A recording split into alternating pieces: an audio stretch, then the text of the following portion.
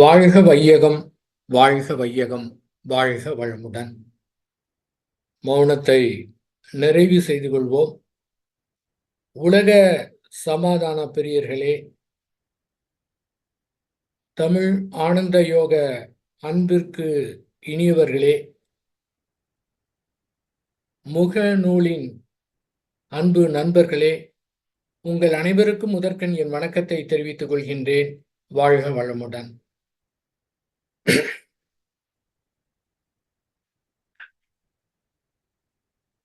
ஸ்ரீ வேதாத்திரி மகரிஷி அவங்க குறிப்பிடுவாங்க, பணத்தை படைத்தது மனிதன், கொடுப்பது கடவுளோ அப்படின்னு கேட்பாங்க. பணம் என்பது செயற்கை, பாசம் என்பது இயற்கை. இயற்கையா இருந்தா கூட அங்க சில மாற்றம் செய்யணும். பணம் என்பது செயற்கையானது. மகரிஷி அவங்க, அதாவது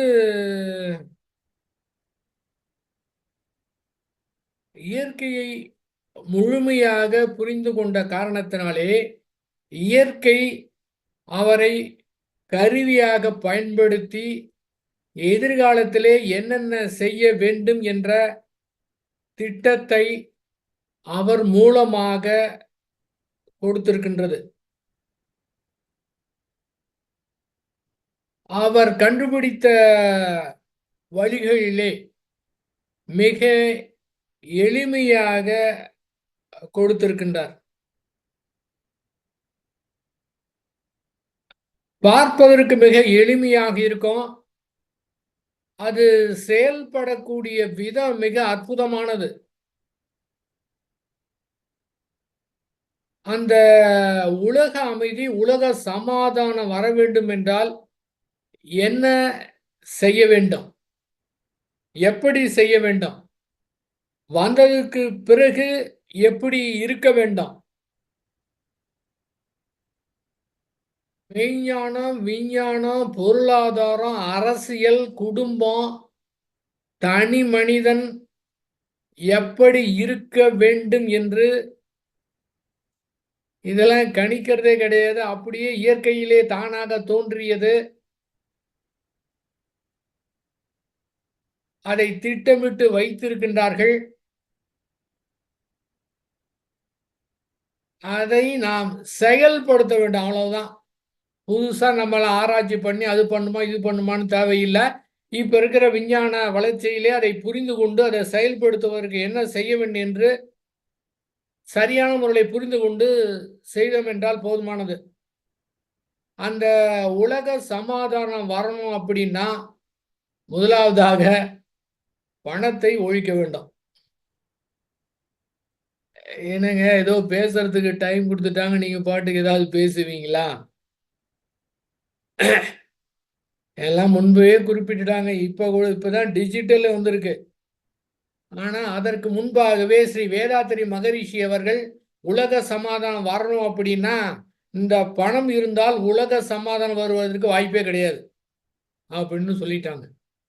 அதுக்கு உண்டானது என்னென்னலாம் பண்ணணும், அது இயற்கை நடத்திக்கிட்டே இருக்கும். ஆங்காங்கு இது போல எண்ணம் இருக்கக்கூடிய நபருடைய எண்ணிக்கை பெருக பெருக உலக அறிஞர்களிடையே, விஞ்ஞானிகளிடையே, ஒத்த மனம் இருக்கவங்களுடைய மூளையிலே பதிந்து அதற்கு உண்டான வேலைகள் தானாவே நடந்து கொண்டிருக்கும். எப்படி பணம் இல்லாமல் இருக்க முடியுமா? பணம் என்பது மனிதன் கண்டுபிடித்தது. பழங்காலத்திலே பண்ட மாற்ற முறை இருந்தது. அது சரியான முறையில் எல்லோருக்கும் பகிர்ந்து கொடுப்பதில் சிக்கல் வந்தது. ஒரு வசதிக்காக இந்த நிலைய கண்டுபிடிச்சாங்க. ஆனா கண்டுபிடிச்சதுக்கு பிறகு என்ன ஆயிடுச்சு, எல்லோரும் முடிவு செய்து விட்டார்கள். என்ன முடிவு செய்து விட்டார்கள்? பணம் இருந்தால் போதுமானது, நாம் அனைத்தையும் வாங்கிவிடலாம் என்று ஒரு தப்பான கணக்கை மனதிலே போட்டுக்கொண்டு அது சில பேர் செய்ய அதை பல பேர் ஃபாலோ பண்ண இங்கே தான் சிக்கல் அதிகமாயிடுச்சு.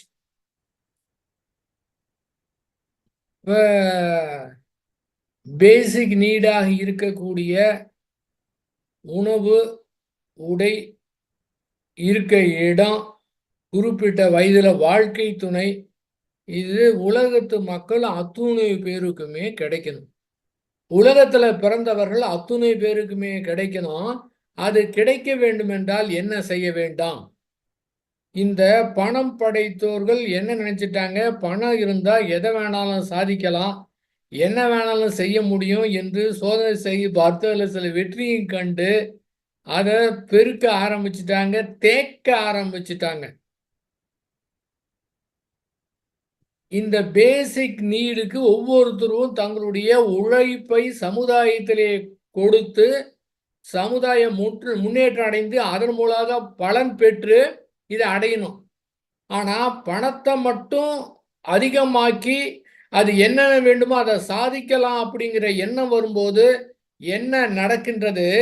அதை தேக்குவதற்கான பெருக்குவதற்கான உழைப்பு இல்லாமல் சம்பாதிப்பது எப்படி என்று தெரிந்து கொண்டு ஒரு தனி நபர் மேலும் மேலும் பெருக்க இதை எல்லாரும் ஃபாலோ பண்ணி எல்லாரும் அது மாதிரி செய்ய என்னாவது அதிலே பணம் தேக்கம் அடைந்து விடுகின்றது. அப்ப சுரண்டல் அதிகமாகின்றது. அப்ப அந்த பேசிக் நீடு உலகத்துல கிடைக்கக்கூடிய மனிதர்களுக்கு சரியான முறையிலே பகிர்ந்த கொடுப்பதற்கு வாய்ப்பு இல்லாமல் போகின்றது. அவ பணம் அதிகமாக்கணும் அப்படின்னும் போது அந்த தனி உடைமை என்று வரும்போது அங்க சிக்கலை ஏற்படுகின்றது. அதாவது பணம் தான் என்ன வேணாலும் பண்ணுவோம் அப்படின்னு உண்டாது. சாதாரண மக்கள்லாம் ஒரு நடுத்தரத்துக்கு மேல கொஞ்சம் வரவங்க அதை பார்த்துட்டா எல்லாருக்கும் அவர்கள் கொடுக்கக்கூடிய மதிப்பின் காரணமாக மேலும் பெருக்கணுங்கிற எண்ணம் அதை கொடுத்து இன்னும் என்னென்னமோ காரியங்கள்லாம் செய்வதற்கு பயன்படுத்தி அப்ப இவங்களே எப்படின்னா இன்னும் ரொம்ப பணம் படைத்தவங்க என்ன பண்ணுவாங்க? பணம் படைத்தவங்க அதிகாரத்தை அடைவதற்கு முயற்சி செய்வாங்க. அதை அடைந்ததுக்கு பிறகு அதை தக்க வைப்பதற்கு முயற்சி செய்வாங்க. அதை தக்க வைப்பதற்கு திரும்பவும் பணத்தை பயன்படுத்தி அப்படியே இருக்க வேண்டும் என்று நினைப்பார்கள். அப்போ உண்மையாவே மனிதனுக்கு என்ன வேணும் என்று பார்த்தோம்னா அந்த அறிவுக்கு என்ன வேணும்னு நல்லா பார்க்கணும். அந்த அறிவுக்கு என்ன வேணும்? புகழ், பொருள், புலன் இன்பம், செல்வாக்கு, அதிகாரம் வேண்டும் என்று அந்த அறிவை நினைத்து மேலும் பெருக்க பெருக்க என்னதான் பெருக்கினாலும் நிச்சயமாக அதுக்கு நிறைவு என்பது கிடைக்கவே கிடைக்காது. உண்மையாவே அதுக்கு என்ன வேணும்னு பார்க்கணும். அதுதான் தெரியல. பணம் இருந்தால், பங்களா இருந்தால், சொகுசான கார் இருந்தால், எண்ணமோ வசதி இருந்தால், ஏசி இருந்தால், எதுவா இருந்தால் ரொம்ப மகிழ்ச்சியா இருக்கலாம் என்று தப்போ கணக்கிட்டு ஏன்னா எல்லாருமே அது மாதிரி அடைஞ்ச சந்தோஷமா இருக்கலாம், மகிழ்ச்சியா இருக்கலாம். எனக்கு மட்டும் என்னுடைய குழந்தைகள் கூட நல்லா இருக்கலாம், வருங்கால சமுதாயம் நம்ம சந்தை கூட நல்லா இருக்குங்கிற எண்ணத்துல தான் அதை செய்யறாங்க. ஆனா அதன் மூலமாக இது கிடைப்பதில்லை என்பதை சாதாரணமான புரிதலை நாம மற்றவங்களுக்கு உணர்த்தணும். அதுதான் நம்முடைய கடமை. அதனால முடியாது. உண்மையா அதுக்கு என்ன வேணும்னு பார்க்கணும். பணம் கொஞ்சம் ரொம்பலாம் இல்லை, ஒரு 20,000 ரூபாய் கடன் இருக்கு, ரொம்ப கஷ்டமா இருக்கு. அது முள்ளு மாதிரி உறுத்திக்கிட்டே இருக்கு. அப்பா இந்த கடன் மட்டும் அடைச்சிட்டோம்னு வச்சுக்க நிம்மதியா இருக்கலாம். கடன் அடைச்சாச்சு, இப்ப என்ன தோணுது? நிம்மதி வந்து விட்டதா? இந்த மாதிரி கடன் வாங்கி கஷ்டப்படுறதுக்கு நம்மளே பேங்க்ல ஒரு டெபாசிட் போட்டு வச்சுன்னு வச்சுக்கோங்க, நிம்மதியா இருக்கலாம். எவ்வளவு? ஒரு 25,000 வந்தா, ஏன்னா திடீர்னு என்ன நடக்குன்னு தெரியாது. அங்க போய் யார்ட்டையும் கேட்க தேவையில்லை. நம்மளே ஒரு 25,000 சேமித்து வைக்கணும்னு வச்சுக்கோங்களேன். 25,000 வந்தாச்சு. அடுத்தது ஒரு 50,000. அடுத்தது இந்த ரவுண்டா 1 லட்சம் இருந்தா நல்லா இருக்கும். ஏங்க நீங்க வேற, இந்த காலத்தில் லட்சத்துக்கே மதிப்பு கிடையாது. ஒரு 10 லட்சம் இருந்தா சரியா இருக்கும். 20 லட்சம், 25, 50 லட்சம், திரும்பவும் ரவுண்டா 1 கோடி, 2 கோடி, 5 கோடி, 10 கோடி போயிட்டே இருக்கும். இதற்கு நிறைவே கிடையாது. கப்பல் நிறைய பணம் வந்தால் கூட நிறைவு கிடைக்காது. ஏனென்றால் உண்மையாகவே இந்த அறிவுக்கு என்ன வேண்டும்? இந்த அறிவுக்கு என்ன வேண்டுமென்றால் எங்க இருந்து வந்தோமோ அந்த இடத்துல போய் நின்று பார்த்தால் தான் நிறைவு கிடைக்குமே தவிர வேற வகையில நிறைவு என்பது கிடையவே கிடையாது. அந்த நிறைவு கிடைக்காத காரணத்தினாலே இந்த புலன் இன்பம், புகழ், அதிகாரம் இதற்காக மேலும் மேலும் ஓடி ஓடி அந்த கிடைச்சிரும் இப்ப படத்துக்கு சொன்ன மாதிரி தான் எல்லாமே கிடைச்சிரும் ஓடி ஆடி நாடி ஒண்ணுமே செய்ய முடியாதுங்கிறத கடைசியா புரிஞ்சுக்கோங்க. அதுக்குள்ள முடிஞ்சிரும். அதை புரிஞ்சதை மற்றவங்களுக்கு சொன்னாலும் மற்றவங்களும் கேட்க மாட்டாங்க. உண்மையாகவே அந்த அறிவுக்கு வேண்டியது என்ன? அந்த அறிவுக்கு இது எதை கொடுத்தாலும் இது இன்னும் வேணும் தான் சொல்லும். மிக அற்புதமான அந்த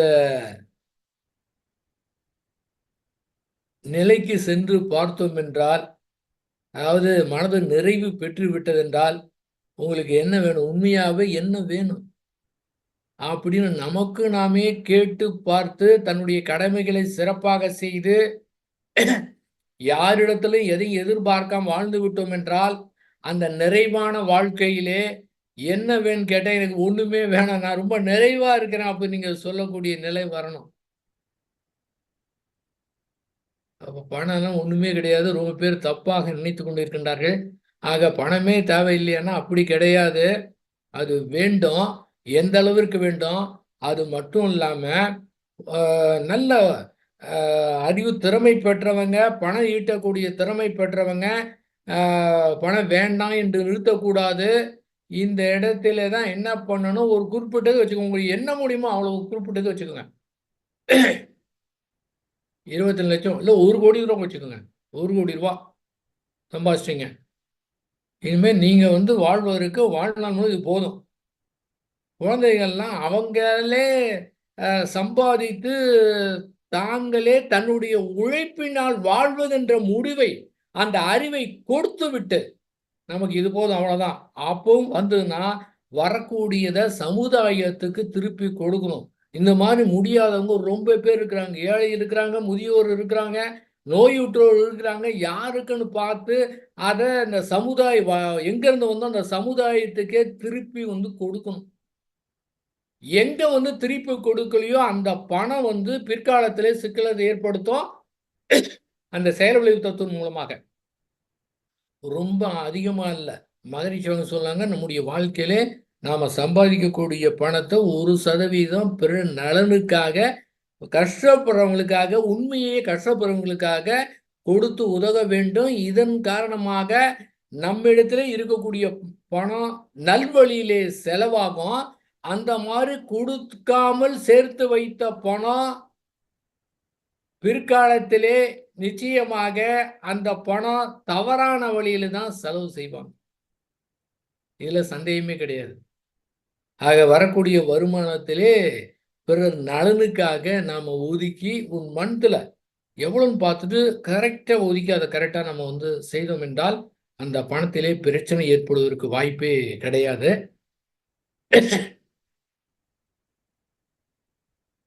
அப்ப பணத்தினால சாதிக்கலாங்கும் போது எவ்வளவு பெரிய துன்பம் செய்யக்கூடிய ஒரு ஒரு தைரியம் மனிதனுக்கு வந்து விடுகின்றது. கடந்த 2-3 மாதங்களாக பார்த்தோம். தேர்தல் விதிமுறை இருக்கும்போது 50,000 ரூபாய்க்கு மேலே எடுத்து செல்லக்கூடாது.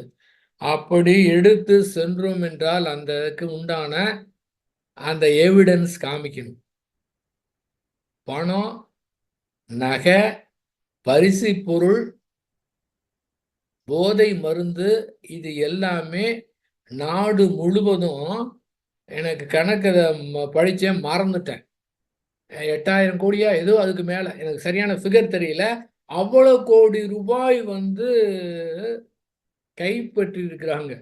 இன்னும் அவங்களுக்கு தெரியாம எவ்வளவு பணம் போச்சோ தெரியல. அவ்வளவு கோடி.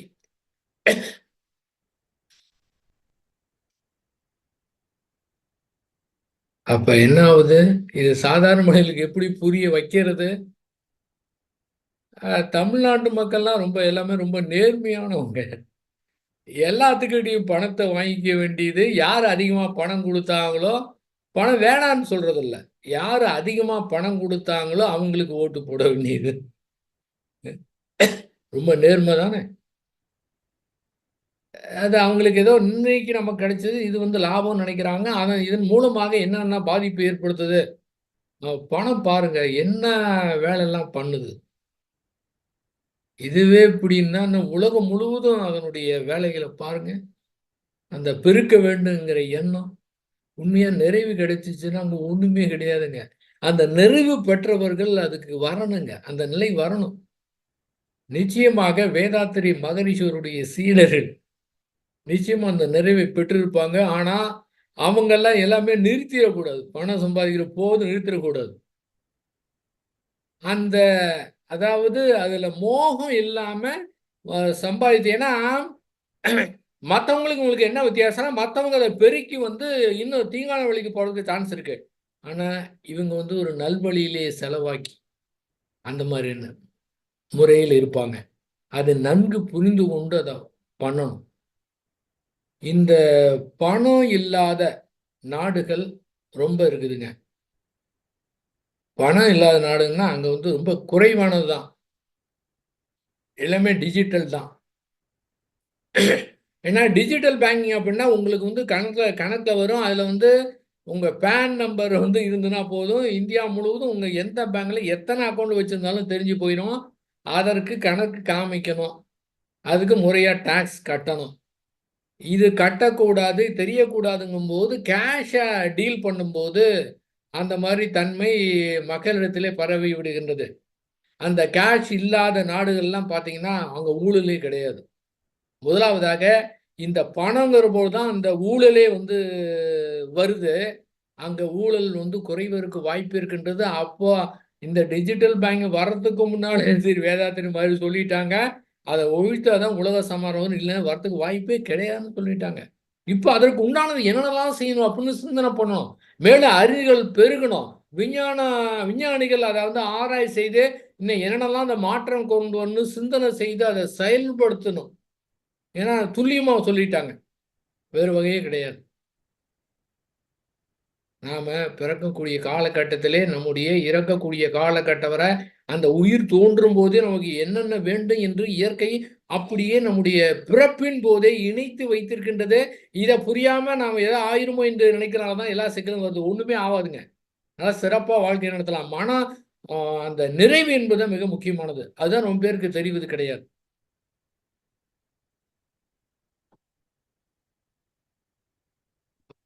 ஒரு நாடும் வந்து இந்த ராணுவ தளவாடங்கள வாங்குவதற்காக, ராணுவத்திற்காக கோடானு கோடி ரூபாய் செலவு செய்றாங்க.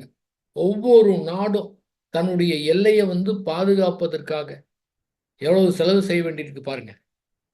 இப்ப அதுல இல்லன்னா அந்த பணம் அத்துணையுமே இன்னும் நாட்டினுடைய வளர்ச்சிக்கு வந்து பயன்படுத்தலாம். அதான் சொன்னாங்க, அறிவ வந்து ஆக்கத்துறையில பயன்படுத்த சொன்னாங்க ஸ்ரீ வேதாத்ரி மகரிஷி. இப்போது அந்த டிஜிட்டல் பேங்கிங் வந்து பெருகிட்டு இருக்குது. அப்ப முறையாக அந்த கேஷ வந்து டீல் பண்றத நம்ம வந்து குறைத்துக் கொண்டே இருக்கணும். எல்லாத்த புரிஞ்சுக்கணும். பாருங்க எவ்வளோ ரூவா அப்படியே கட்டுக்கட்டா பணம் வடநாட்டுல ஏதோ ஒரு இடத்துல வந்து கண்டுபிடிச்சாங்க. எத்தன 35,000 கோடி. இது 35 30 அ 5,000 கோடின்னு நெனைக்கிறேன். அது எண்ணவே முடியல. 4 நாளா எண்ணிட்டு இருக்கிறாய்ங்க. சாரி 35,00,00,000. பாருங்க தனி மனிதனிடத்திலே. எல்லாமே வந்து அறிவினுடைய குறைபாடு தான் காரணம். இந்த அறிவு அது அந்த மாரி தான் நினைக்கும். அந்த இயற்கை தத்துவ அறிவு, செயல் விளைவு தத்துவ அறிவு தெரியாத காரணத்தால, அறியாமையின் காரணத்தினால தான் அந்த மாரி நிலை ஏற்படுகின்றது. இது அறியாமையினாலும் இந்த செயல் விளைவு தத்துவம் எல்லாத்துக்கும் ஒண்ணு தான். யாரா இருந்தாலும் சரி. அந்த மாரி போனாங்கன்னா, அவங்க நிச்சயமா எதிர்காலத்தில கஷ்டப்பட தான் செய்வாங்க. அது தெரியல அவங்களுக்கு. அத நம்ம வந்து உணர்த்தக்கூடிய கடமை நமக்கு இருக்கின்றது. நமக்கு வேலை அதிகமா இருக்கின்றது. அதை நாம செய்யணுங்க. வேறு வகையிலே கிடையாது. ஏங்க எப்படிங்க முடியும்? அதெல்லாம் கனவு வேணா காணலாம், நடக்காதுன்னு சொல்லுவாங்க. நல்லா கொஞ்சம் சிந்தனை செய்து பாருங்க. எல்லாம் நடந்து தான் போயிட்டு இருந்தாங்க. அப்புறம் சைக்கிளில் போனாங்க, மாட்டு வண்டியில் போனாங்க. இப்போ என்ன ஆச்சுங்க? ஃப்ளைட்டில் போகிறாங்க. ஒரு 18 மணி நேரத்தில் அமெரிக்காவுக்கே போயிடலாம். அந்த காலத்தில் இந்த மாதிரி போக முடியும்னு சொன்னால் யாரும் நம்புவாங்களா? டெலிஃபோனில் எத்தனை கிலோமீட்டர் தாண்டியும் சரி, அங்கே இருந்துகிட்ட பேசலாம். இதெல்லாம் அந்த காலத்தில் யாராவது நம்புவாங்களா? அது நடந்ததா இல்லையா? அதே போல தான் எதிர்காலத்திலே கண்டிப்பாக இது நடக்கும். இது ஒரு வீணான பேச்சு கிடையாது, கற்பனை பேச்சு கிடையாது. திட்டமிட்டு ஸ்ரீ வேதாத்திரி மகரிஷி அவர்கள் யாரு என்ன சொன்னாலும் சரி, அதிலே தீர்க்கமாக இருந்து அதை வடிவமைத்திருக்கின்றார். அப்ப நிச்சயமா அது கண்டிப்பா நடக்கும். அதிலே கவனமாக இருக்க வேண்டும். பொருள் ஈட்டுவதிலே நேர்மையான முறையிலே நாம் ஈட்டுக்கொண்டே இருக்கலாம். போதும் என்று நிறுத்தக்கூடாது. ஏன்னா ரொம்ப பேர் கஷ்டப்படுறவங்க இருக்கிறாங்க. மற்றவங்களாம் கொடுக்க மாட்டாங்க. இன்னும் சுரண்டவங்க தான் இருப்பாங்க. நாம தான் கொடுக்கக்கூடிய ஒரு தன்மை, ஒரு விரிந்த ஒரு மனப்பான்மை, இந்த ஜாதி, மதம், இனம், நாடு எல்லாத்தையும் தாண்டி ஒரு விரிவான மனப்பான்மையிலே, மன விரிவு பெற்ற நிலையிலே பேசுறதுக்கு இனிக்கும். நிஜமாகவே அவர் சொன்னதை சரியான முறையிலே தவம் செய்து அறிவிலே விரிவு பெற்று விட்டோம் என்றால் எங்கேயுமே அந்த இது இருக்காதுங்க. அது உண்மை இருக்காது. நிஜமாவே அதை ஃபீல் பண்ணலாம். அந்த மாதிரி என்ன ஏக்கத்தோடு அதை அவர் கண்டுபிடித்து வைத்திருக்காரு. இயற்கை எப்படி அவர் கருவியாக பயன்படுத்தி இருக்கின்றது. அடுத்து பாசம். இந்த பணத்தை டீல் பண்ணக்கூடிய முறையில இந்த மாதிரி மாற்றணும். இந்த பாசமும், அதாவது அந்த உலக சமாதானம் வரும்னா இந்த பணம் பாசம் 2 தான் தடையாக இருக்கின்றது. ஏங்க பாசம் சொல்லும்போது எப்படிங்க அப்படின்னு யாருமே ஒத்துக்க மாட்டாங்க. நம்முடைய தாய்மார்கள் யாருமே ஒத்துக்கவே மாட்டாங்க. இருந்தாலும் அதாவது அந்த குழந்தைகளை வளர்க்கக்கூடிய பொறுப்பு நல்ல ஞானம் படைத்தவர்கள், ஒரு 60 வயது கடந்து ஞானம் படைத்தவர்கள், திறன் படைத்தவர்கள், அவங்க கிட்ட நாம கொடுத்தோம் அப்படின்னம்னா அவர்கள் சிறு வயதிலேயே அவர்களுக்கு அந்த இயற்கை தத்துவ அறிவு, செயல் விளைவு தத்துவ அறிவு, கர்ம வினையை பற்றி தெளிவாக அவர்களுக்கு எடுத்துரைத்து சரியான முறையிலே வளர்ப்பார்கள். அவங்க சமுதாயத்திலே நல்லது மட்டுமே செய்யக்கூடியவர்களாக மாறிவிடுவார்கள். இது நடைமுறைக்கு நாளாகும். ஆனா இதை தவிர வேற வகையில கொண்டு வரவே முடியாது. ஏனென்றால் அந்த ஒரு பாசம் இருக்கக்கூடிய காரணத்தினால, பாசம்னா குழந்தைங்க மட்டும் அல்ல, தன்னுடைய ஜாதி, தன்னுடைய மொழி, தன்னுடைய மாநிலம், தன்னுடைய நாடு, இப்படின்னு கூட அது வரும். இது இல்லாம தலைவர் மேல பற்று, நடிகர் நடிகர் மேல, பிடிச்சவங்க மேல, கிரிக்கெட் வீரர்கள் மேல, இவங்களுக்கு மனம் எதுதான் இன்பம் கொடுக்குதோ அதெல்லாம் பற்று வைத்தது எல்லாமே பாசம் பற்றுன்னு தான் சொல்லலாம். அதாவது ஒரு நடுநிலைமையாக, நடுநிலைமைன்னா 2 அட்வொகேட் வாதிடுறாங்க. ஜட்ஜ் என்ன பண்றாரு, அதுக்கு ஒரு தீர்ப்பு சொல்றாரு. அவருக்கே ஆக்சுவலா நாட்டில் என்ன நடக்குதுன்னு அவருக்கே துல்லியமா தெரியும். ஆனா அவர் அந்த மாதிரி தீர்ப்பு சொல்ல முடியாது. 2 பேர் என்ன வாதம் செய்திருக்கிறாளோ அதுக்கு தகுந்த மாதிரி தான் அவர் சொல்ல முடியும். இப்ப சொல்லக்கூடியது அந்த மாதிரி நடுநிலைமை அல்ல. இது என்னன்னா எல்லாமே பிடித்து வைக்காம இருக்கிறது. மனதின் மூலமாக எதையுமே பிடித்து வைக்கக்கூடாது. எல்லாமே ஆறு போல ஓட விட்டு இருக்கணும். பிடிப்பே அங்க இருக்கக்கூடாது. அடுத்த செகண்ட் இருக்குதுன்னா அனுபவிக்கணும். அது தொடர்ந்து ஓடிக்கிட்டே இருக்கணும். எங்கேயுமே அந்த பிடிக்கிறது பற்றி பிடிப்பது என்பது இருக்கவே கூடாது. அற்புதமாக அத்துணையும் மகரிஷி அவங்க சொல்லிட்டாங்க. அதை நடைமுறைப்படுத்துவதிலே இங்க தடுமாற்றம் இருக்கின்றது. அந்த தடுமாற்றத்தை தடம் மாறாமல் பார்த்து கொள்வதற்கு நம்முடைய மனதை அந்த மாதிரி எதையுமே பிடித்து வைக்காம கொஞ்ச நேரம் இருந்தா கூட போதுங்க. அது இன்பம் ஏற்படுதுன்னா அந்த இன்பத்தை இன்னும் நல்லா இருக்கே நீட்டித்து வைக்க வேண்டும் என்ற இயற்கையான உணர்வு தானே தோண ஆரம்பிச்சிருது. அதே போல துன்பம் ஏற்பட்டதுன்னா அந்த துன்பத்தை போக்கணும், உடனடியாக துன்பத்தை இருந்து விடுவித்துக்கணும் அப்படிங்கிற எண்ணமும் இயல்பா வருது. அது இயல்பாக இருந்தால் கூட அதை பிடித்து வைக்காம அதை அப்படியே ஆறு போல ஓட விட வேண்டும் என்று புரிந்து கொண்டு விட்டோம் என்றால் அதுவும் நிக்காது. அப்ப எல்லாம் தொடர்ந்து ஓடிக்கிட்டே இருக்குங்க. ஓடிக்கிட்டே இருக்கக்கூடிய காரணத்தினால எதையுமே அங்கு தேக்கம் இல்லாம இருக்கக்கூடிய காரணத்தினால அந்த விரிந்த ஒரு மனப்பான்மை இதன் மூலமாக ஏற்படுங்க. ஸ்ரீ வேதாத்திரி மகர்ஷிகளுடைய கண்ட கனவு இதன் மூலமா தான் நிறைவேறும். இல்லைன்னா போராடிட்டு இருக்க வேண்டியதான்.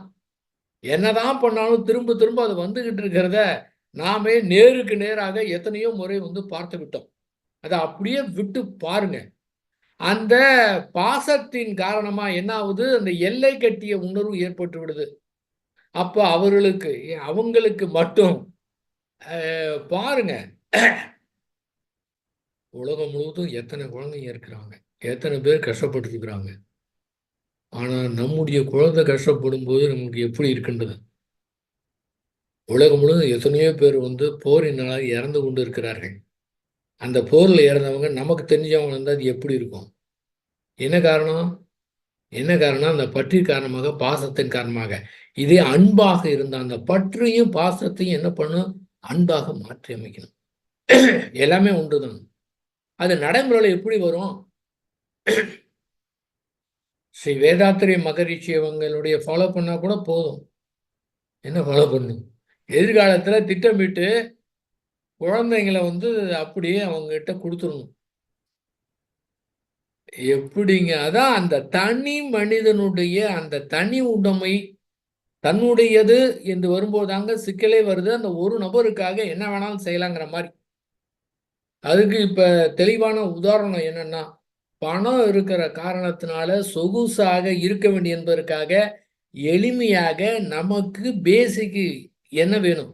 உலகத்துல எல்லோரும் எல்லாமும் பெற வேண்டுங்கிற உணர்வு பெறணும். அது இல்லாம தனி உடைமை அப்படிங்கிறது பெருகும்போது மேலும் மேலும் பெருகும்போது என்ன ஆகும்? வேற பணத்தை வச்சுட்டு என்ன பண்றது? ஆனா இயற்கை அந்த இண்டிகேஷன் பண்ணும்.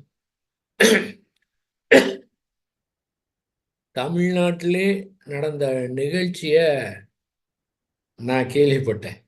ஒரு நண்பர் ஒருத்தர் சொன்னார், ஒரு கார்ல 3 இளைஞர்கள் 20 வயதுக்குள்ளார காலேஜ் படிக்கிறவங்க 3 இளைஞர்கள், ஒரு பெண், 4 பேரும் கார்ல வேகமா போயிட்டு இருக்கிறாங்க.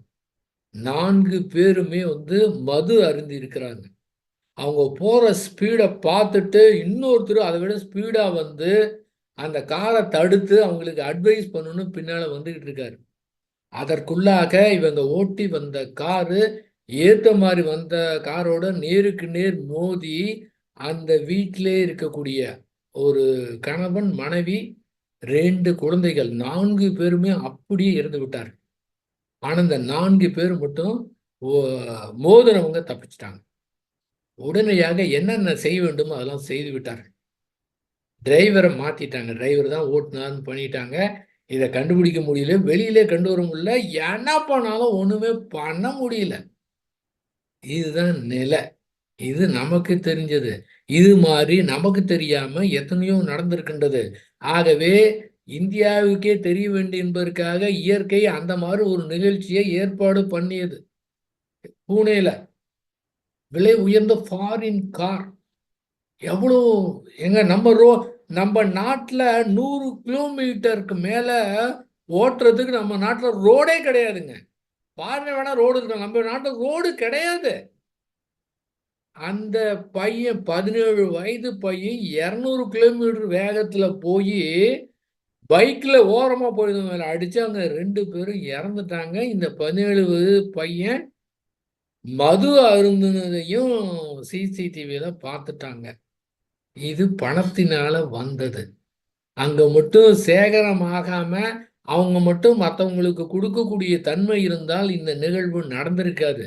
அந்த பணத்தை மற்றவங்களுக்கு பகிர்ந்து கொடுக்காத பணம் என்ன ஆகும்னா அப்பவே சொல்லிட்டாரு, இது தண்ணி போடுறதுக்கும் பெண்களோட தொடர்பு கொள்றதுக்கு மட்டும்தான் இந்த பணம் பயன்படும். எந்த பணம்?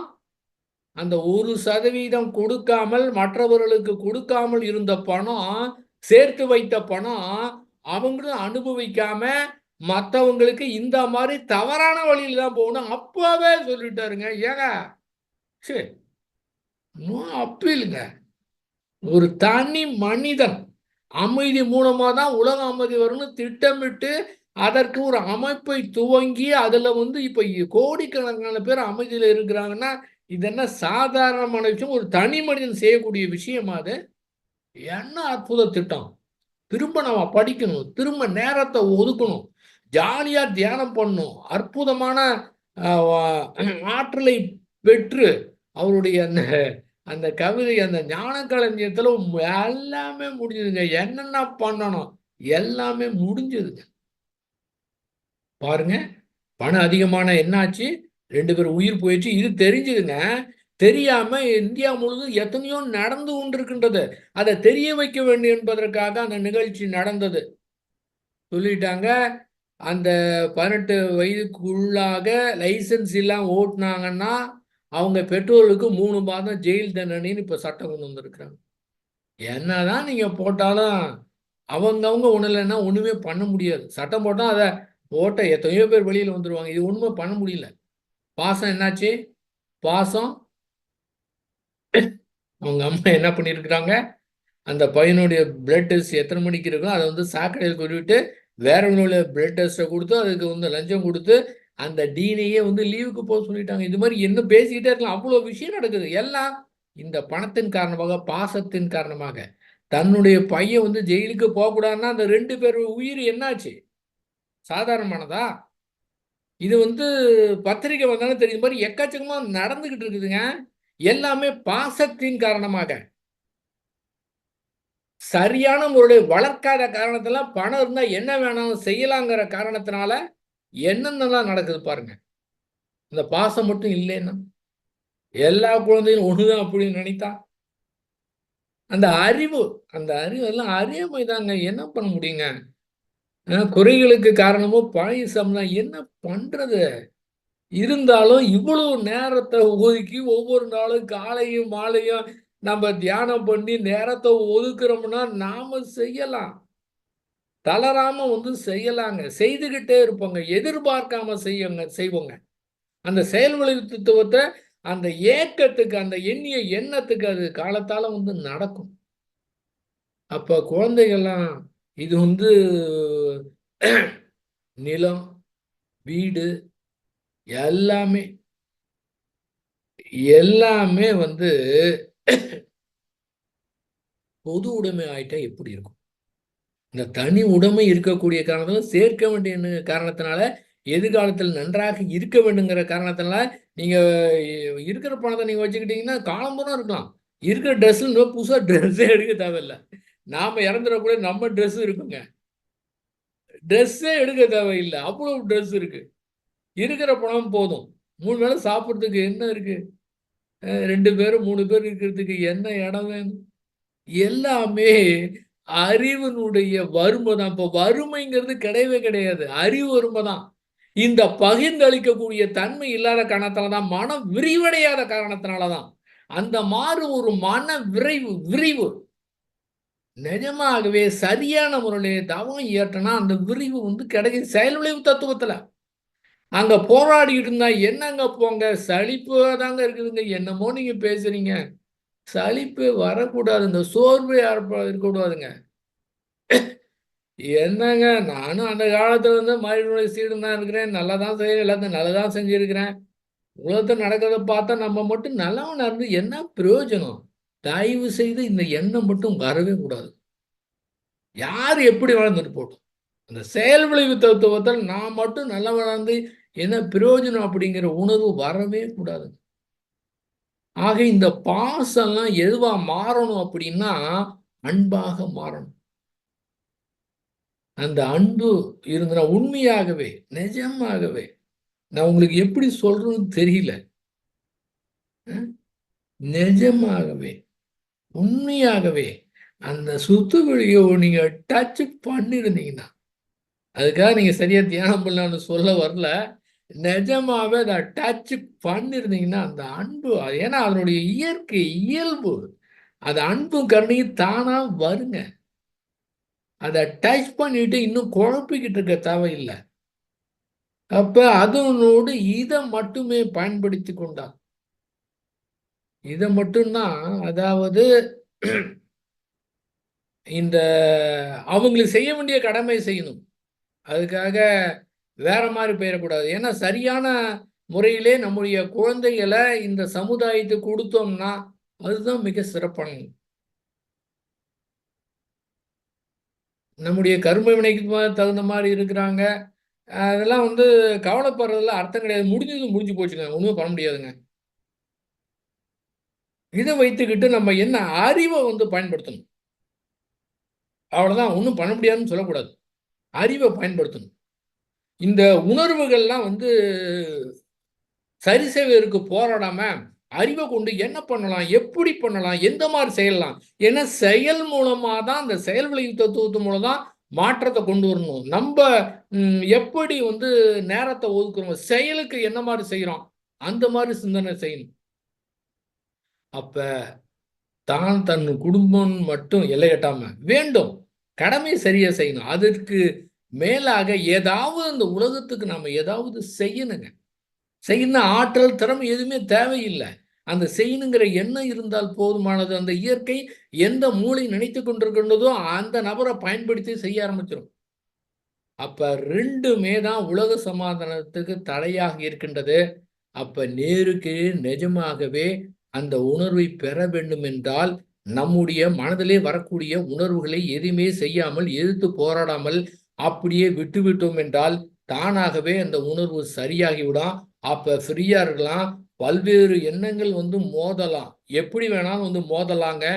எப்படி மோதாலும் சரி, அந்த சரியான புரிதல் மட்டும் இருந்தா அதன் காரணமாக பாதிப்பு ஏற்படாது. அதாவது புத்தர் எப்படி அந்த உண்மையாகவே போராடி கண்டுபிடித்து கடைசியாக அந்த ஒன்றுமே செய்ய முடியவில்லையே என்று தோற்று இயற்கையிலே சரணடைந்து பார்க்கும்போது அந்த இடத்திலே மனதை கூர்ந்து பார்த்தார். தன்னுடைய மனதை உள்ள போய் பார்த்தார். அந்த இடத்துல என்ன இருந்ததுன்னா அந்த ஆசையே இல்லாத மனம் இருந்தது. ஆசையே துன்பத்துக்கு காரணம்னு சொன்னாரு. உண்மையாவே அங்க உள்ள போய் பார்த்தோன்னா அங்க ஒண்ணுமே இல்லை, ஆசையே இல்லைங்க. ஆக ஆசை இல்லாத மனம் வேண்டுங்கிறத முயற்சி செய்யறதை விட இந்த அப்படியே விட்டு விட்டோம் என்றால் அந்த ஆசையே இல்லாத அப்படி உள்ள போய் பார்த்தா வெறுமனு இருக்கும், ஒண்ணுமே இல்லைங்க. இதுதான் நிர்வாண நிலைன்னு சொன்னாங்க. அந்த நிலையை அடையிறது கஷ்டமானா கிடையாது. ஏன்னா இயல்பாகவே நம்மிடத்துல இருக்கின்றது. நாம தான் அதை திரும்ப திரும்ப நினைத்து பார்த்து அதை சிக்கலாக மாற்றி விட்டோம். வேலையும் ஒண்ணுமே கிடையாது. என்ன ஜாலியா இருக்கலாம் தெரியுங்களா, என்ன அற்புதமா இருக்கலாம் தெரியுங்களா, எப்படி பிளான் எப்படி வரும் தெரியுங்களா, நம்ம என்ன செய்யலாம், அவர் சொன்ன அந்த கர்ம யோகா எப்படி இருக்கலாம் அப்படிங்கிற அது தானாக வருங்க. செயல்ல மட்டும் தான் நம்ம இது பண்ணணும். மீதி எதையுமே எதிர்பார்க்க கூடாது. இந்த இயற்கை பாருங்க, இந்த 5 வருடம் சாதாரணமா 5 வருடத்துல ஆட்சி நடத்துவதற்கு கடந்த ஒரு April May June April May இந்த 60 நாள்ல பார்த்தா என்ன பேச்சு. அந்த இயற்கை, அதாவது ஆட்சியின்றி ஆழ்கின்ற ஐயன் திருவுள்ளம் என அப்படின்னு சொல்லுவாங்க வேதாத்திரி மகரிஷி. என்ன சொன்னார் பாருங்க, உலகில் உள்ள பொறுப்புடைய தலைவரெல்லாம் உயிரிருவை உள்ளுணர்வாய் பெறுதல் வேண்டும். உலகில் உள்ள பொறுப்பில் உள்ள தலைவரெல்லாம், உலகத்துல பொறுப்புல இருக்கிறாங்க பாத்தீங்களா, அந்த தலைவர்கள்லாம் உயிரறிவை உள்ளுணர்வாய் பெறுதல் வேண்டும். நடக்கிற மாதிரி தெரியல. உணர்வு வருதா இருக்கா, ஏன் அப்படி இருந்தா ஏன் போர் வருது, ஏன் தனி மனிதன் அப்படி இருக்கிறான், ஏன் அந்த தலைவர்கள் அப்படி இருக்கிறாங்க, ஏன் அப்படி இருக்கு? ஆனா தனி மனிதர்கள் அப்படி ரொம்ப பேர் இருக்கக்கூடிய காரணத்தினால இயற்கை அந்த செயல்வழி தத்துவ முறையில வான்காணத்துல இருக்கிற பதிவை சரி செய்ய வேண்டுங்கிறதுக்காக அந்த மாதிரி பொறுப்புல இருக்கிறவருடைய மூளை அந்த மாதிரி வேலை பார்க்குது. சாதாரண நமக்கு இருக்கக்கூடிய அறிவு கூட இல்லாம நிலையிலே அவங்க இருக்கிறாங்கன்னா அதுக்கு காரணம் என்னன்னா இத்தனை பேருடைய தனி மனிதனுடையது. உலகனைத்து நாடுகளின் எல்லை காக்க ஓருலக கூட்டாட்சி வலுவாய் வேண்டும். என்ன பாருங்க, என்ன பாருங்க. ச்சே, சூப்பருங்க. இப்போ நம்ம நாட்டுல நிலைமை என்ன? வலுவாய் இல்ல. உலகத்துல அதாவது உலக அந்த நாடுகள் எல்லை காக்க ஓருலக கூட்டாட்சி, ஓர் உலகமே அந்த கூட்டாட்சி இருக்கணும். ஆனா அது வலுவாய் வேண்டும். இப்ப என்ன ஆச்சு இன்னைக்கு இந்தியாவோட நிலைமை? அந்த என்னதான் நீங்க வெற்றி பெற்றாலும் சில குறிப்பிட்ட இது தேவைப்படுது. அப்ப என்ன ஆகுது? மத்தவங்களுடைய உதவி தேவைப்படுது. மற்றவங்களுடைய உதவி தேவைப்படும் போது, நான் இல்லாம உன்னால ஒண்ணும் பண்ண முடியாது. நான் இத செய்யணும் அப்படின்னு அவங்க டிமாண்ட் பண்ணும்போது, இன்னும் சிக்கல் அதிகமாகும். அந்த இயற்கை பாருங்க, என்ன அழகாக அத நடத்துங்க. அதாவது பாருங்க, நீங்க கட்சியா இருந்தாலும் சரி, தனி மனிதனா இருந்தாலும் சரி, ஜாதியாக இருந்தாலும் சரி, எதுவுமே இல்லாம பிடித்து வைக்காம இருக்குன்னா, உங்களுடைய மனதிலே உலகத்துல என்ன நடந்தாலும் பாதிப்பு ஏற்படாம இருக்குன்னா, இத நீங்க பண்ணுங்க. என்ன தெரியுங்களா?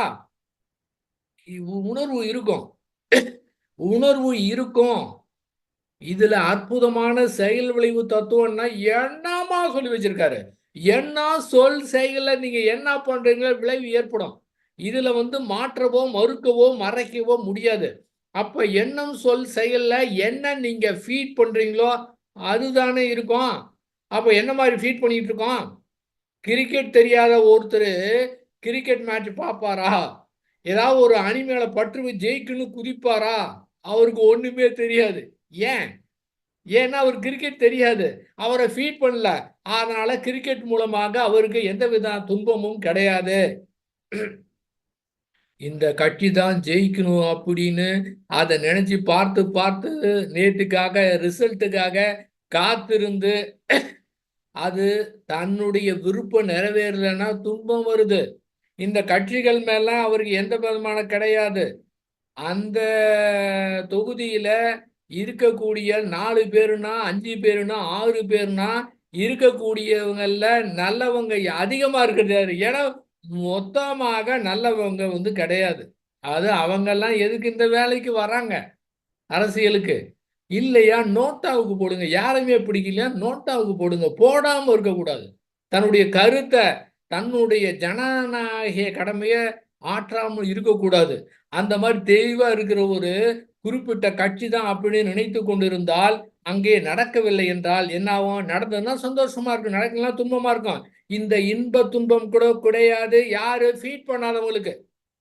சரியான முறையிலே ஒரு நடுநிலைன்னா முன்ன சொன்ன மாதிரி நடுநிலைனா முன்ன சொன்ன ஜட்ஜ் அந்த மாதிரி இல்ல. நம்முடைய மனதிலே எதையுமே பிடித்து வைக்காம இருந்த காரணத்தினால யார் வந்தாலும் ஒன்றும் பிரச்சனையே கிடையாது. மனம் ஃப்ரீயா இருக்கும். இதுதான் சொல்லக்கூடியது எண்ணம், சொல், செயல். என்னதான் தியானம் பண்ணாலும் தற்சோதனை செய்தாலும் இந்த தன்னுடைய இது பாசம் எது தன்னுடைய மகன், தன்னுடைய மகள், தன்னுடைய ஜாதி, தன்னுடைய தெரு, தன்னுடைய மாநிலம், தன்னுடைய நாடு இந்த மாதிரி நீங்க நிஜமாவே எதையுமே பிடிச்சு வைக்கலன்னா எப்படி இருக்குங்க? அற்புதமான நிலை இருக்குங்க. உங்களுக்கு எதுவுமே இருக்கும். எல்லா உணர்வு வரும். சாதாரண மனிதனுக்கு என்ன மாதிரி உணர்வு வருமோ அத்தனை உணர்வுமே ஏற்படும். ஆனால் அதை பாதிக்காம அப்படியே ஓடி போயிருங்க. உங்களை பாதிக்காதீங்க. என்ன தெரியுங்களா? புரிஞ்சுக்கிட்டா போதுங்க. இயற்கை எதிர்த்து எதுவுமே செய்ய முடியாது. வரக்கூடிய உணர்வுகளையும் மாற்றி அமைக்கக்கூடாது. அப்ப என்ன ஃபீட் பண்ணிருக்கோம்? கிரிக்கெட்டா இருக்கட்டும், நடிகரா இருக்கட்டும், அரசியலா இருக்கட்டும், பொருளாதாரமாகட்டும், எதுவா இருந்தாலும் சரி, நீங்க என்ன ஃபீட் பண்ணி வச்சிருக்கோம் நம்ம? அது ஃபீட் மாதிரி தானே வரும் அது. நம்ம என்ன ஃபீட் பண்ணணுமோ அத பண்ணிட்டு, அதுக்கு வேற மாதிரி நடக்குன்னா, அது எப்படி முடியும் அது? இயற்கை விதிக்கே ஒத்து வராதே! அப்ப எங்கேயுமே இந்த பாசம் பற்று இல்லாமையும், இந்த பணத்துக்கு அடிமை இருந்தா ஒருத்தர் எப்படி இருப்பாரு? அவரு தாங்க ஞான நிலையில இருப்பாரு. அந்த ஞான நிலை தான் வேதாத்திரி மகரிஷி அவங்க சொல்றாங்க. அந்த நிலை அத்துணை பேரும் இருந்தோம் என்றால், அப்போ உலகில் உள்ள பொறுப்புடைய தலைவரெல்லாம் உயிருணர்வை உள்ளுணர்வாய் பெறுதல்னா அது முடியாது. அப்போ உயிருணர்வை உள்ளுணர்வாய் பெற்றவர்கள் வரணும். அந்த சாக்கடைக்கு நமக்கு வேணாம். ரொம்ப பேர் இந்த வரை நான் கேள்விப்பட்டதில்ல, எதுவுமே பிடிக்கல. அதனால ரொம்ப பேர் ஓட்டே போடல. யாருமே பிடிக்கல. எல்லாரும் அப்படிதான் இருக்கிறாங்க. அந்த மாதிரி கிடையாது. அப்போ நோட்டாவுக்காவது போடணும். நிச்சயமாக நம்ம என்ன ஆற்றல் மூலமாக கடமையை மிக சிறப்பாக செயல் மூலம் எப்படி மாற்றத்தை கொடுக்க முடியும். யாரோ செய்வாங்க, இயற்கை நடத்த அப்படின்னு கூட கூடாதுங்க. நம்முடைய தனி மனிதன் மூலமாக என்ன செயல் செய்யணும். அப்ப இந்திய மக்கள் நல்லா இருக்குன்னா இந்திய மக்களை வாழ்த்தணும், அவ்வளவுதான். இவங்க வந்து அங்க வந்தாலும் நம்முடைய அறிவு அதெல்லாம் பார்த்தாதுங்க. அது இயற்கை பார்த்துங்க. நம்ம நோக்கம் வாழ்த்து மட்டும்தான். எதையுமே பற்றோடு இருக்கக்கூடாது. இவங்க தான் அப்படிங்கிறது எதுவுமே நம்ம இடத்துல இருக்கக்கூடாதுங்க. அதுதான் அந்த பற்று தான், அந்த பாசம் தான் அன்பாக மாறணும். அற்புதமான ஒரு கர்மயோக கொள்கையில, அதாவது நம்ம குடும்பத்துல, சமுதாயத்தில், உலக அரங்கில் ஏற்படும் தவறுகள், பழி செயல்கள் இவற்றிற்கு ஒரு தனி மனிதன் மீது பொறுப்பாக்கி அவை மீது வெறுப்போ பகையோ அலட்சியமோ கொள்ள மாட்டேன். என்னங்க எப்படியும் வெறுப்பு கொஞ்சம் கூடாதான், பகை இருக்க கூடாதான், இந்த மாதிரி அலட்சியம் கூட செய்யக்கூடாதுன்னா என்ன அன்பு. இந்த அன்பை வந்து புரிஞ்சுக்கிட்டா, அந்த சுத்தவழியை டச் பண்றதை விட இவருடைய அன்பை புரிந்துகிட்டா, அவருடைய ஏக்கத்தை புரிந்துகிட்டாவே போதுங்க. கண்டிப்பாக அது நடைபெறும். அந்த குறிப்பிட்ட காலகட்டத்தில் அந்த விஞ்ஞானிகள், அறிஞர்கள் எல்லாருமே ஒன்று சேர்வாங்க. அது நிச்சயமாக அது நடைபெறும். நம்ம மட்டும் எதையுமே பிடித்து வைக்காம, இப்ப நம்ம கஷ்டப்படுறோம்னா இந்த சாதாரணமான ஒரு புரிதல் என்னன்னா, நமக்கு வரக்கூடிய உணர்வுகளை எதிர்த்து ஒன்றுமே செய்ய முடியாது.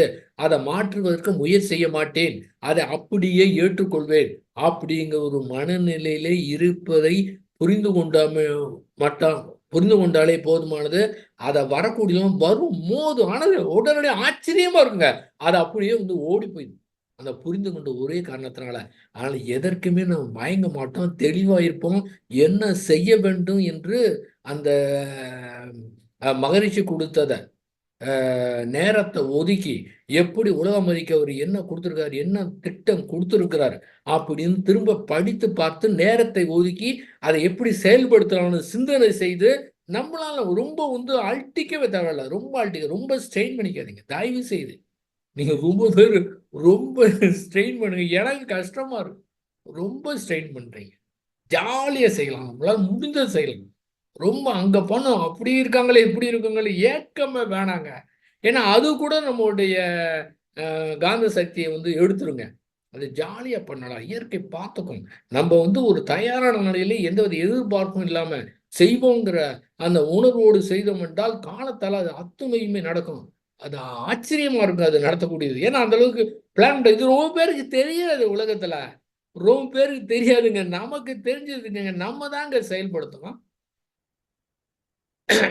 ஆக மனதை தளர விடாம அந்த வேதாத்திரியம் உலகம் முழுவதும் செல்வதற்கு நிச்சயமாக நம்முடைய நேரத்தை ஒதுக்கலாம்.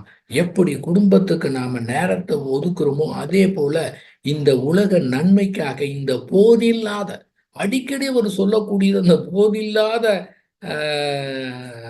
உலகம்தான் வேணும் அப்படிங்கிறதுக்கு நாமும் நேரத்தை ஒதுக்குவோம். கடமை இல்லாம செய்வோம். குறுகி எல்லை இருக்காம இந்த இது மட்டும்தான் அப்படின்னு இல்லாம எல்லாமே நம்முடைய குழந்தைகள், எல்லாமே சகோதர சகோதரிகள் அத்துணை பேருமே சுத்த வழிந்து வந்தவங்க அப்படின்னு இந்த வாய் வார்த்தையாக இல்லாம நிஜமாவே அதை ஃபீல் பண்ணி மகிழ்ச்சி என்ன ஏக்கத்தை தெளிவாக இன்னும் நன்றாக புரிந்து கொண்டு அதை கொண்டு செல்வதற்கு நாம சிறப்பாக ஒரு கர்ம வீரராக நாம் செயல்படுவோம். நம்முடைய குழந்தைகளை நல்ல விதமாக சமுதாயத்துக்கு கொடுக்கலாம். எப்படி கொடுக்கலாம், எப்படி நல்லவனாக, எப்படி எந்த மாதிரி நினைப்பது முடிஞ்சது முடிஞ்சு போச்சுங்க. அப்படி இப்படி எல்லாம் முடிஞ்சது முடிஞ்சு போச்சுன்னு நம்ம வந்து ஒண்ணுமே பண்ண முடியாது. ஆனால் அந்த அறிவை பயன்படுத்தி ஏன்னா முடிஞ்சது முடிஞ்சு போச்சு அப்படிங்கிறது கவலைப்படாம, அந்த கவலையின் காரணமாக நம்முடைய கவன சக்தி போயிருதுங்க. அது முடிஞ்சது முடிச்சுமே ஒண்ணுமே பண்ண முடியாது. அதை அப்படியே ஏற்றுக்கொண்டு இப்போது என்ன செய்ய முடியும்? அவங்கள எப்படி வந்து நல்ல குழந்தைகளாக சமுதாயத்துக்கு நம்ம எப்படி கொடுக்க முடியும்? அப்படியே இருந்தா இன்னும் அவங்கள ஆற்றல வளர்த்து ஏன் ஒரு ஆள் 100 பேருக்கு, 500 பேருக்கு, ஏன் 1000 பேருக்கு உதவி செய்யக்கூடிய கெப்பாசிட்டி நம்மிடத்தில் இருக்கின்றது. அதை பயன்படுத்தி நம்ம தான் கண்டுபிடிக்கணுங்க.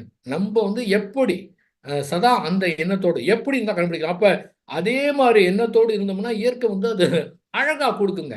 அதுக்கு மாற கவலைப்பட்டு இருந்தா என்ன ஆகும்? நம்முடைய எனர்ஜி தான் போகும். ஆக கவலையை பயன்படுத்திக்கணும். நல் அது வந்து ஒரு எனர்ஜி அப்படின்னு. அது மாதிரி எந்த மாதிரி இருந்தாலும் சரி அதை எனர்ஜியாக நினைத்து அதை நம்முடைய அறிவை கொண்டு சரியான முறையில் செயல் செய்ய வேண்டும் என்று ஒரு திடமான உணர்ச்சி வயப்படாம ஒரு திரட்சி முறையில இருந்து ஒரு மாற்றத்தை நம்ம வந்து ஏற்படுத்துவோம். ஆனா பேசிக்கா அதை புரிஞ்சுக்கணும். நிச்சயமா பணமும் பாசமும் நிச்சயமா உலகத்துல துன்பம் தான் கொடுக்கும். அதுக்காக பணம் இல்லாமல் இருக்க முடியாது. அந்த இடத்துல பிடித்து வைக்காம தன்மை இருந்தா நீங்க எவ்வளவு வேணாலும் சம்பாதிக்கலாம். ஆனா அந்த பிடித்து வைக்காத தன்மையின் காரணத்துல அந்த பற்று ஏற்படாது. அது நல்வழியிலிருந்து நம்ம வந்து செலவு பண்ணுவோம். அதே போல பாசங்கிற முறையில ஒரு குறுகிய இதில் இல்லாம எல்லாரும் நல்லா இருக்கணும், எல்லா குழந்தைகளும் நல்லா இருக்கணும், நம்பது மட்டும் அப்படின்னு இல்லாம எல்லாருமே நல்லா இருக்கணுங்கிறதுக்கு நம்ம என்ன செய்யணும்னு அதே ஒரு சாதா நிலையில் இருந்தோம் என்றால், நம்ம அதை தகுதிப்படுத்தி கொண்டோம் என்றால், இயற்கை நம்மை பயன்படுத்தி ஸ்ரீ வேதாத்த மகர்ஷிவருடைய கண்ட கனவை நிச்சயமாக நிறைவேற்ற முடியும். அந்த நம்பிக்கை இருக்கின்றது. தளர்றவங்களாம் ஞான கழித்த கலைஞ்ச புக்கை எடுத்து படித்து பாருங்க. அதில் எப்படி சொல்லியிருக்கிறாங்க. அது மேல நமக்கு ஒரு நம்பிக்கை வந்து ஏற்படும். ஆகவே எந்தவித எதிர்பார்ப்பு இல்லாம நம்முடைய கடமையை சிறப்பாக செய்வோம் என்று கூறி, வாய்ப்பளித்த உங்கள் அத்துணை பேருக்குமே, என்னை பேச வைத்த உங்கள் அத்துணை பேருக்குமே, எனக்கு எனர்ஜி கொடுத்த உங்கள் அத்துணை பேருக்குமே, நல்ல ஒரு நிறைவான ஒரு 6:50க்கு என்னுடைய மன உணர்வு எப்படி இருந்தது? இப்போது என்னுடைய மன உணர்வு எப்படி இருக்குன்னா, நான் ரொம்ப நிறைவா இருக்கிறேன். எனக்கு எதுவுமே வேணாங்க. நான் ரொம்ப நிறைவா இருக்கிறேன். அந்த மகரிஷி அவங்க அப்ப சொல்லுவாங்க அப்ப. நான் ரொம்ப நிறைவா இருக்கேன். அதாவது எனக்கு வேண்டியது எதுவுமே இல்ல. நான் எதுக்காக இருக்கிறேன்னா, நான் இருக்க வரேன் நீங்க எத்தனை பேர் என்னுடைய அறிவை பயன்படுத்திக்கொள்ளுமோ அதுக்கு தான் இருக்கிறேன் அப்படின்னு சொல்லுவாங்க. அதுதான் எனக்கு இப்போது நினைவுக்கு வருகின்றது. அந்த நிறைவ விவரிப்பதற்கு வார்த்தைகளே கிடையாது. அதுபோல் உங்களோடு பேசிக்கொண்டிருந்த இந்த நேரத்தில் எனக்கு எனர்ஜியும் அந்த நிறைவும் எனக்கு நன்றாக இருக்கின்றது. உங்கள் அத்துணை பேருக்கு மீண்டும் ஒரு நன்றி கூறி அமைகின்றேன். வாழ்க வையகம், வாழ்க வையகம், வாழ்க வளம்.